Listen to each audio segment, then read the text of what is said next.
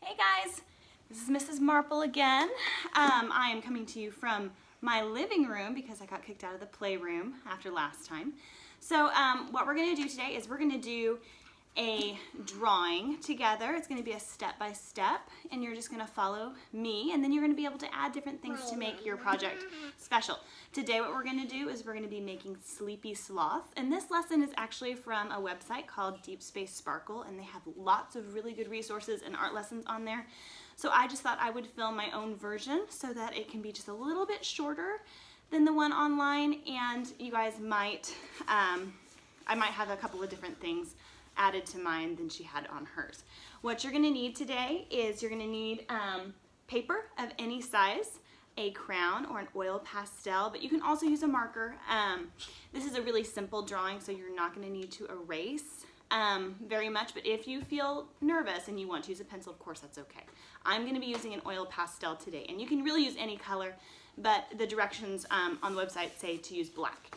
I'm also going to attach the drawing worksheet that if you would like to print out or have alongside you when we get started, you're welcome to, but I'm going to walk you through all of these steps in just a minute, okay?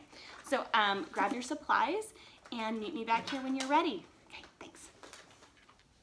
Hey guys, welcome back. I hope you have all the materials that you need. Any piece of paper will do. You can even use notebook paper, or you could cut up an old cereal box and use the cardboard, the inside of that. I'm going to be using an oil pastel today. Remember, those are just like creamy crayons. They can make your fingers a little bit messy and they can smear, but they're really nice because when we go to color this, I'm going to paint and these will not move around like a regular marker would do. So I'm going to use a pastel. You guys can use whatever you want to draw with. You can even use whatever color you want, but I like to use a nice dark color. So the way we're going to start today is we're going to do the little Sleepy Sloth face. I'll show you on the guide here.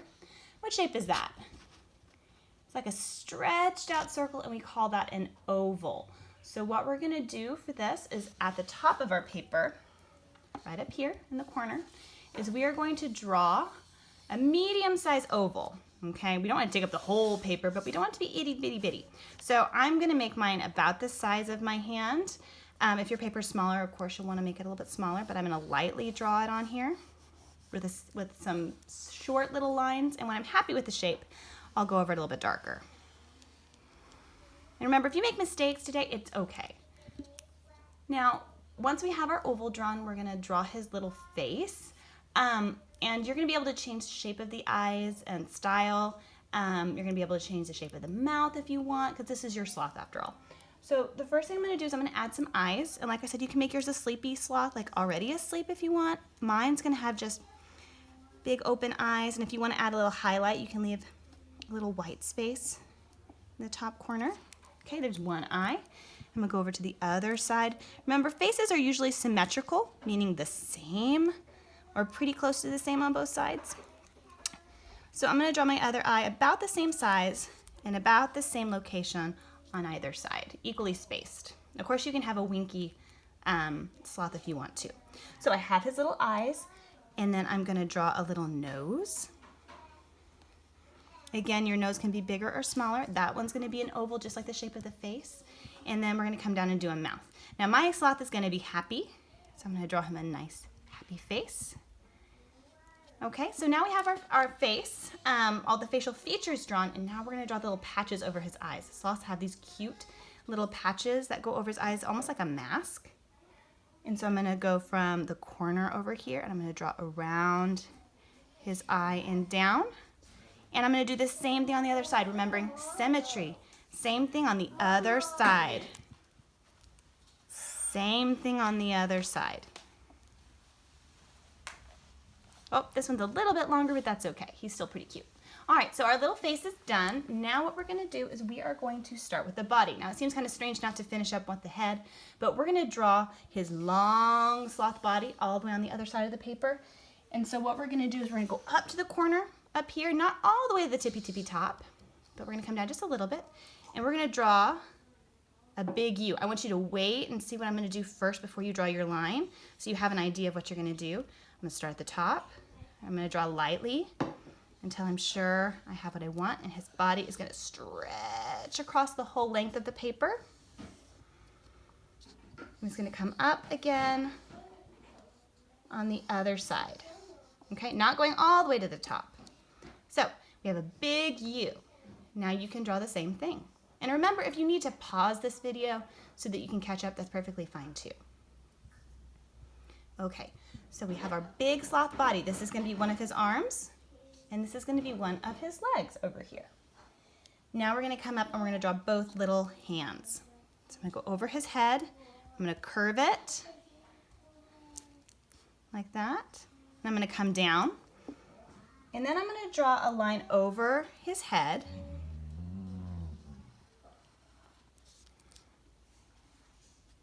Just like that. And then I'm going to draw his other little arm. Coming up. Like that. And then it's going to go down. And we're going to draw two little legs. One.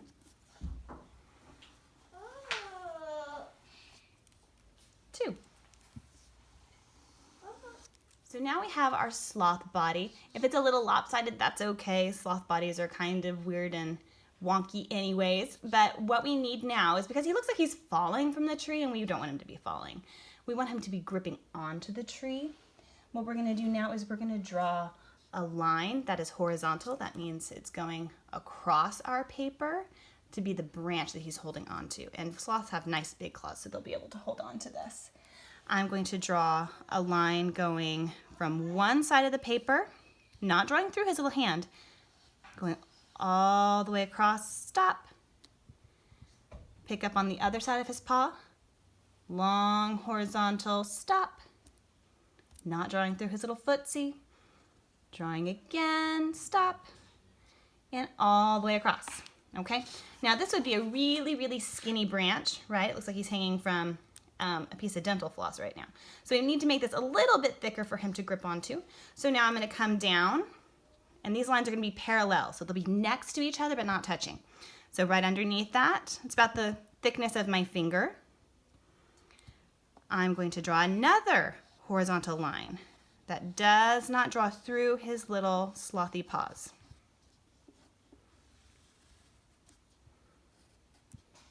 All the way across. Okay, so we finished our sloth, and he looks so cute on his little branch. If you would like to go through and add some extra details, you could add a hat to him, you could add clothes on him, you could add a mustache, glasses, eyelashes, eyebrows, anything you want to. I'm just going to go through and add some texture, because sloths have thick fur all over their little bodies. And texture is the way that something feels. And so this is what we would call implied texture. Actual texture is texture that you can actually feel. So if my dog was over here and I felt the side of my dog, that would be actual texture. Now if I felt my picture, would it feel like real fur? No, that's implied texture. So I'm just trying to give it the look of fur and not the feel of fur. And now, since we have our fur, oh my goodness, we forgot our little claws. Now, these three-toed sloths, that's what this is, they have 3 long fingernails that are big, big hooks that help them climb on these trees and hang there. So we need to go up and draw some fingers, or some little nails. So 1, 2, 3. 1, 2, 3. 1, 2, 3. 1, 2, 3. Okay, so these sloths, they live in the jungle where there's lots of different kinds of leaves and vegetation and things. So what I would do now is I would add some leaves and some flowers to my picture to make it more interesting, because I've got a lot of space down here at the bottom and in the corners. You could even draw another little sloth down here at the bottom, maybe peekabooing. They spend most of their time in the trees, but sometimes they go down to the bottom of, down by the base of the trees. So what I'm going to do now is I'm just going to add some leaves and flowers, and you are welcome to do this too. I'm just going to make some simple leaf shapes with the shape or the lines of the veins of the leaf. And I'm still using my oil pastel. And you can see how I'm overlapping, because in the jungle it's a big, big place, and this is just a small little picture of my sloth. So your leaves and flowers don't have to be all the way on the picture. It doesn't mean that that flower was cut in half or anything. It just means that it's out of the frame of the picture. You can't see it all. And they can be any shape of leaves, and some of them can even be floating if you want. We'll just imagine there's a tree behind him, different shapes of leaves. You can have curved edges on your leaf. You can also draw things like butterflies or hearts around your sloth. My daughter would be drawing rainbows and all sorts of things around it. You could draw some vines. It's really up to you. Now, I think my little sloth looks pretty good. I think he looks done. So what I'm going to do now is I am going to use some colors to color him in. Now, like I said, if you have markers or crayons, you can definitely use those to fill in this sloth. What I'm going to do is I'm going to use paint for most of it.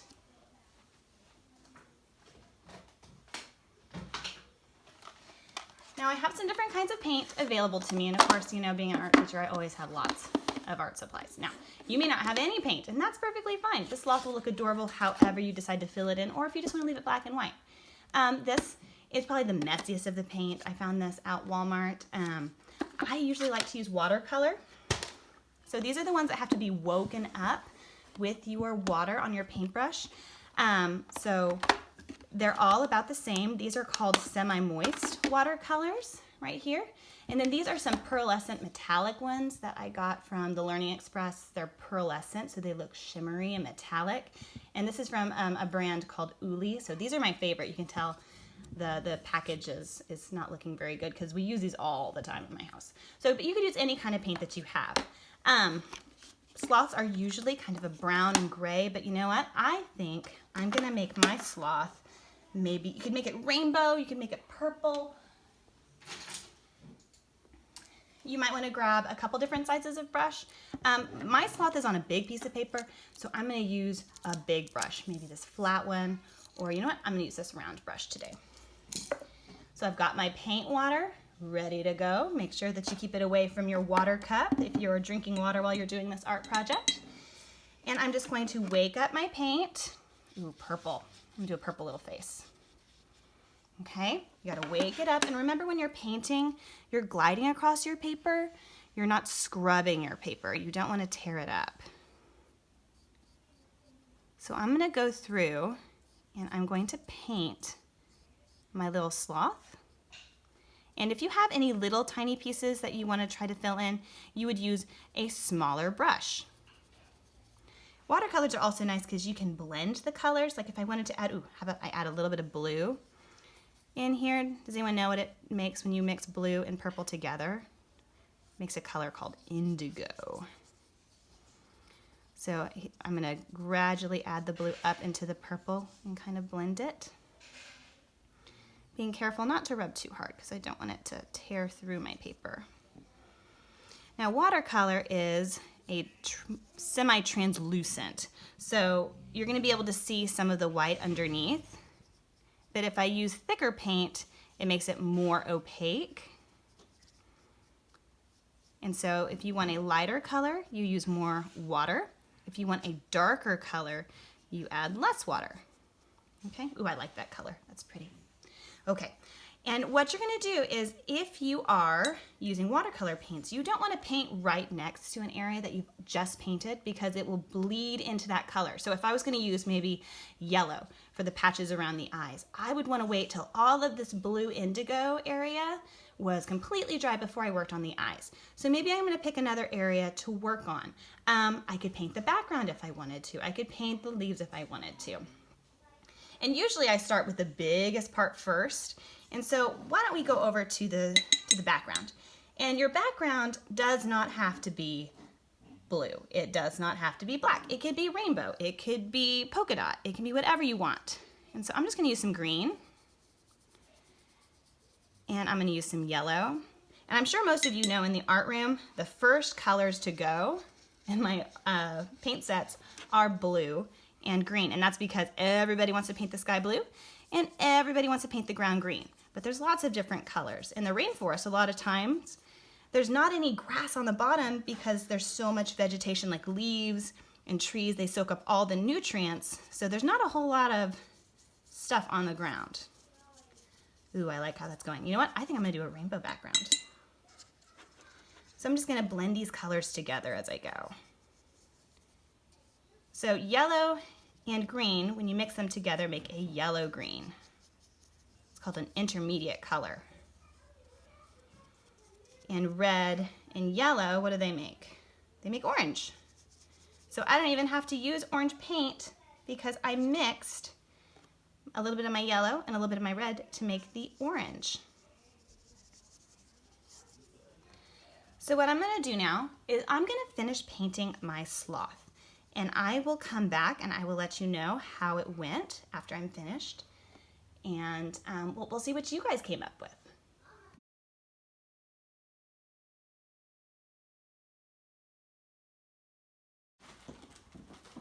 Okay guys, so this is my finished sloth. He's all painted up and rainbowy. I added some extra things with some oil pastel when it was mostly dry. You may want to make sure that it's completely dry before you dry on top of your painting. But I added some eyebrows, I made some lines darker, I added some extra texture. Remember that implied texture on his body. A little extra on the flowers.